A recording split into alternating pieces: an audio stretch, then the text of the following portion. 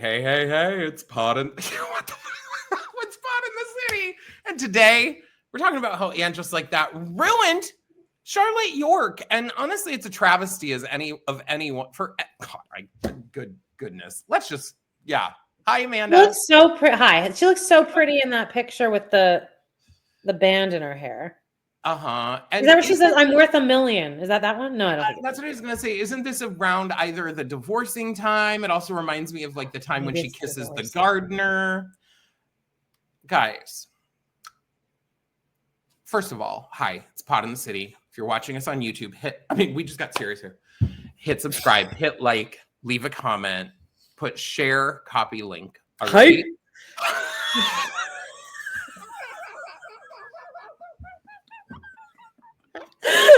We've been doing these like deep dives every single week. Recently, we've done Carrie and Big, Toxic AF, and Just Like That ruined Miranda. Che Diaz is a hack, and the man who ruined Anne Just Like That. Oh my. And today we're hitting them. We're gonna keep the train rolling. All about Charlotte, and like I do think that in Anne Just Like That. Now, mind you guys, if you're just somehow dropping in here and you've, I don't know, just appeared on the earth today, Anne Just Like That is now canceled, I guess. But maybe not. What if it came back? Oh boy. What if just next summer they were like, we knew what you needed. Sex and the City is back. And it's like dun dun dun dun dun dun. And Carrie just literally does a recreation of the opening thing in the pink. Oh yeah. I don't care. At this point, I don't care. In flats. Remember the one promo that they did between like season 4 and 5 where they had those balloons and they're on the bridge and it's like, it's oh so quiet. Yes. And it was Bjork. Mm-hmm. And it was just so fabulous. And I miss the days when they would make those really elaborate, like. Yeah. I made that Bjork song my MySpace song for a bit. Well, they used to do that with Desperate Housewives. They would do those like really fiery promos where it's just like modelly and it's like David LaChapelle or something. And they're like, yeah. If you guys go and watch Desperate Housewives, even the pilot, you will be blown away by how good TV used to be. Not even just the pilot. The pilot is amazing. That's what I mean. Like usually you skip the pilot, but that pilot is so good. Desperate Housewives, even what ends up happening to it, it does jump the shark. Like when the plane lands on Wisteria Lane. Oh, I don't remember that, but I do remember that at one point they skip ahead 5 years, and I remember being so impressed by that. Leap compared to the garbage that's being made today, a la and Just Like That. I mean, Desperate Housewives would be considered. Well, it did win Emmys. And you know what the best part of Desperate Housewives was? What? The onset drama. Remember that? I also want to make sure that we are on course here, I guess, because someone might. Well, it's adjacent. We could maybe talking about and Just Like That. We're talking about Desperate Housewives. They're adjacent to each other. They are. They are completely. I mean, like same people. Sometimes. I would totally recap Desperate Housewives if it didn't have 200 episodes and the episodes weren't actually good and they weren't so long. Is Trey McDougal on Desperate Housewives? He seems like he should be or would be. Doesn't he? I can't remember, but for some reason I'm thinking he may have been. Okay, guys. Starting off here with Charlotte, I want you to write down in the comments, did you like Charlotte? I feel like growing up, like I looked at Charlotte for me as someone who I was like, oh, they're kind of like prudy and like kind of stuck up. I would not like her. I never felt like I was a Charlotte. I would always actually probably put her as like 4th in my ranking. Most people would, right? I think there's some people that are like, I'm a Charlotte. But are they watching Sex and the City? Good question. Like, are they just thinking like, oh, well, she's the like, she wears pretty, like really prim clothes and like, whatever. See, that's a really interesting point. And that might be a good way to lead this in here because the idea of who Charlotte York was on Sex and the City and the translation into Anne Just Like That is almost following that same idea of well, did you watch Sex and the City, or are you like using a AI generator idea that's like, who is Charlotte York? Well, she wears pretty dresses. She has 2 children, Rich, married, and she has lots of money. Like, because that is really kind of what they boiled Charlotte down to. Now, we did get like a tiny bit of a touch in season 3 of her. Wait, no, they did. Oh, yeah, they did have like one episode where she's working at her art gallery. But then because she's in such the earlier mom, seasons, what? But okay, earlier seasons of what? And Just Like That? Oh no, you're talking about And Just Like I'm That. talking about like how they made her remove, like, to me, the one thing that would set her apart from just being like, well, she wears really nice dresses, she has 2 kids, and she's like the mom, is that she was an art like curator, and like that added this different layer to her character. And yes, they had those moments in And Just Like That where she was doing her art curation. She could have been doing the art curation the whole fucking time. She should have.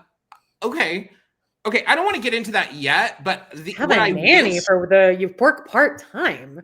What I wish would have happened for Charlotte, I have an idea. Tell me though, in our rewatches of Sex and the City, I feel like I have more of an appreciation of Charlotte now as an adult than I did as this version of adult than when I was like, you know, a teenager or early 20s watching Sex and the City. Like, what do you think are some of the things that like have stood out now about Charlotte that like you like? I guess they're trying to. I think the thing that they really push on And Just Like That is that she's this super sex positive, forward thinker, really liberal thinker almost, I guess. And I also don't even know if that really is what she is. Well, what you're really kind of referencing is like the talk of how fine she is with buying Lily condoms in that one episode. Yes, and the period stuff. Well, the period stuff that's fine. And really the reaction to Rock's, you know, non-binariness of like Charlotte being like, okay, I'll learn. And it would have been interesting to see her kind of have some of that original version, which was like, maybe she would be considered ignorant, but like that could have provided an opportunity for her to learn and grow. In fact, Rock had no one that was against it in the family. In fact, Harry's like old ass dad was like, oh, well, my dad. Harry, in fact, like barely ever had anything to do with it. They're just like, or Harry's like, oh, Rock wants us to call him they? Oh, that's it. I guess. So other than that, it's just the sex positivity. But then other than that, she's just friends with, she's on the PTA. But honestly, they could have done a lot more with that storyline, because I think that Charlotte would be on the PTA, but I think she'd be the head bitch, and we could have had more stories with that. But compared to Sex and the City, like, were there things in Sex and the City about Charlotte that you? But don't you think that Charlotte's character? It's pretty realistic that some women go from having a promising art gallery career and then they get married and they decide to just quit everything and be a mom. That happens a lot. I think that's completely realistic, that story. I just don't think that the way they portrayed her was either entertaining or realistic either. Maybe what we're dancing around here is the fact that Kristen Davis's acting or something got worse between the series. Now, I want to, like, I really think watching back in the old episodes and like the movies, I don't think her acting is that different. Okay. I just can't tell if it is. See, we've touched so many times on that, like, and Just Like That is edited worse, much worse than Sex and the City. Because they're rarely in the same room together. Right. The timing of everything is bad. Everyone's shit is drawn out. So I wonder if Kristen Davis's style of portrayal of Charlotte works better in a more like shortened format, because so much of her energy is this like weird, like bug-eyed, frenzied kind of thing where maybe in those little shorter snippets it makes more sense than she's too broad. I think it might just be that she's too broad, and they're making her play all this physical comedy when she was never really that. Like I think she's really funny in the first movie when she shits her pants. Like that is genuinely such funny physical comedy from her. But that also felt like it was earned because it built up. Also, scat. More scat from MPK. You're also not expecting that really from that character. And they don't overshoot it. She just is making a few faces. Like, yeah. I mean, well, if it was just like that, you'd watch the poop coming out of her mouth. Let's be real. It's so true, though. Yeah, it's that idea of like the broadness. I agree. And yeah, and another thing we really noticed or had a problem with in a couple of the last episodes when Charlotte was like fine with, was it that Carrie cheated on Aiden or something? Was that what it was? And Charlotte's like, oh, whatever. Charlotte was fine with something. I don't even remember because the storylines were so jumbled by the end. It was that Aiden. I'll just rewind even to this episode, like 2 episodes ago in our hate rewatch, where Miranda's like, oh yeah, I just have to say, I've got a crush, and they're like, oh okay, and who's it on? Who? And she's like, it's on Carrie's podcast boss Che. And is that what you call me to other people? My Siri just like and so Charlotte's reaction is, oh yeah, Siri, turn off. What the fuck? What did you even say? It started playing some random podcast. What podcast, John? I have no idea. It was a British voice. Oh, tell me more about this. Charlotte's reaction is, oh yeah. And Miranda's like, you're cool with this. And she's like, yeah, I get it. Che's hot. I've had dreams about Che. After seeing that comedy concert, suck my dick. Charlotte's like, I'm a lesbian. Charlotte York. Yeah. Upon hearing that her friend, she treated Miranda's alcoholism. She was a bitch as a bigger. Not saying that alcoholism and gayness are correlated. I'm not saying that, and like they're both negatives. I'm more saying that I believe that Charlotte. No, but Miranda's clearly having a huge existential crisis. It's not just her being gay. I just don't believe that Charlotte's reaction. Well, though, okay. She should have been more mad that you cheated. She would have been like, you cheated on your husband, Miranda. She does kind of do that. Not when she finds out that they actually had sex. Which they didn't. Finger. Yeah.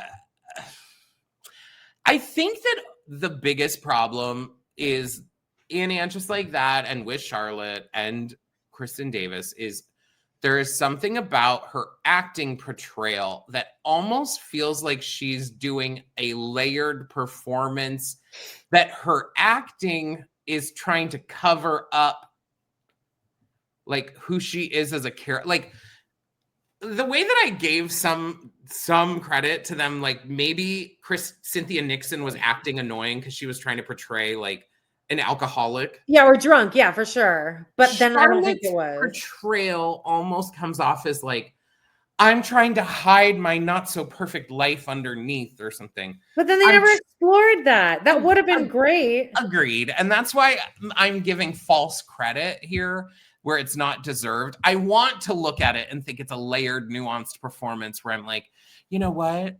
She's trying to put on a mask. She's like masking almost for like the truth of blah, blah, blah. I don't think that's what it is. I think that in the first season, unfortunately, I think she herself self-acknowledges that she went too far with the filler and the Botox. Yeah. And that affected the performance. And that we don't like to talk about plastic surgery, but in this case, I think it actually genuinely did affect the acting. I'm not saying, wow, she looked like shit. I'm saying it was clear that she had too much stuff happening at once. You can't move, and really it hadn't settled. You're in general, this is an annoyance I have, is when you go to a movie or anything and you see, and it's usually unfortunately women, or we can say Ryan Gosling because lately he's been looking real puppy. Or we can say women or Ryan like, Gosling. Your job is to act and emote, and like have your face move. Why are we deadening our face when you're an actor? It was better in season 3 though, right? Because she did get the stuff removed, and it was noticeably better. It even started cooling off because she, I think herself, has said, I watched it and I thought that was too much, which nice. I'm not saying that's the, like, I hate her or anything. I actually love her. And in fact, through And Just Like That, I'm pretty sure through our recaps, I kept saying Charlotte's my favorite of all of these people because she was most grounded, insufferable. Yeah, and like at least her character was weird and like broad and like over the top, but she at least still did stay true to her character overall, which is like Carrie was just this bump on a log. Like, and that's one of our next, I mean, that I believe might be our next deep dive, is how they ruined Carrie Bradshaw. What happened to Carrie Bradshaw? We could just do the entire thing about that because that drives me crazy. I think in And Just Like That with Charlotte, I think that now, okay, let's talk for like this last little bit about like what it could have been. Okay. Then my wish. Oh, by the way, hang on. Have you seen that TikTok that I sent it to you, where the girl's like scooping peanut butter and she's like, Mr. Big would have been on the Epstein list. And then the first comment was, and Carrie still would have stayed with him. And that the comment had like 3,000 likes. I can't. Yeah. But he would. See, that would have been a great storyline. But for Charlotte and Carrie, the finale of And Just Like That, Carrie gets a letter in the mail. She opens it. It's the Epstein files. It's that letter from Donald Trump with the body. And it's to Mr. Big. It says, "Hey, Big," and then it's like wink, wink. Yeah. Good God. What I wish they would have done with Charlotte, and what I wish they would have done with all the characters, instead of reverting them all back to like weak nothingness of humans, I wish they would have chosen ways to have all three characters empowered. And one way that we could have done that is, why isn't Charlotte her own, like the owner of her own gallery? You could have built one set. Yeah. You could have had her use it numerous times. You could have built. They could have done the whole thing in the art gallery set like a Steel Magnolias production. It all takes place in what's her face's salon. They do like a site-specific version. It's a bottle episode, yeah. Every episode of the bottle. You could have introduced artists. You could have Bitsy could come in. Don't get me started on Bitsy, because y'all know justice for Bitsy. They treat Bitsy like she's freaking got, I don't know, chlamydia. They treat Bitsy like she's come to the party and she's doing like a Fenty lean in the corner. Like, whoa, come here. Okay, so I wish Charlotte did that, and I wish her storylines were not centered around her children so much. Yeah, her children suck. I understand that she would be like mom of the year mom. She would. I get that, but I think in the structure of the show, then maybe we didn't need to know as much about the kids, because if we know so much about the kids, we have to have the mom involved. Like, I didn't need to see Lily trying to fuck the ballet guy, and then I forgot about that story. Yeah. Right? Remember the bomb cyclone episode? Charlotte's entire mission is that she's chasing through the cyclone or the blizzard to like find condoms for any parent is that progressive. Like, I just don't know if I could even. I don't think I would be that progressive. I don't give a fuck. I am a very progressive person. Right. if I had a child, it's a good thing I don't have children, because I know I would be considered a helicopter parent. I would be psycho. If I found out that a boy was about to try and have sex with my daughter, I would fly across the city and I would tear her from the room, and I'd be like, no. I would honestly not give my kids a cell phone until they bought one themselves, because I went my whole entire life without a cell phone and I was fine. I mean, I'm not great. I just think kids. I don't know what's wrong with these kids. I just think, you know, I think the show should have, in general, had less focus on the kids anyway. Yeah. Like, I didn't need to hear about Brady. Why is the first, I won't get over it, the first scene of the second episode is Brady balls deep being ridden. Yeah. Pulling out. Gross. Girl. Well, Charlotte, sorry about that. Yeah, she's really milking it. That's so sweet, though. Butch would never. Anyway.